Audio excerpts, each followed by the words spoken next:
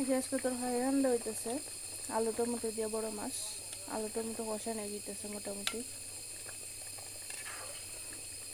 মশলা দিয়া পেঁয়াজ রসুন আদা লবণ দিয়া মশলা কষা নিয়ে গেছে। হলুদ মরিচ বল খাইছে। এখন বড় মাছটা দিয়া দিলাইমু।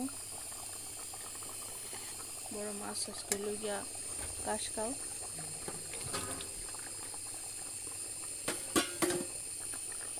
মাছটা দিলে এলিম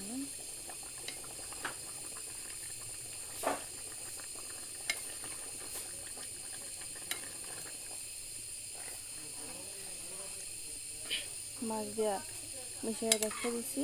এখন একটু কষা হইব রেখে দিব, দেন বাগার করে দিয়া নামাই দিব। আলু টমেটো দিয়া বড় মাছ, আলু টমেটো বড় মাছের ঝোল যে মজা লাগবে। বাগার করে দিলে গ্রানটা আরও বেশি ভালো লাগবে।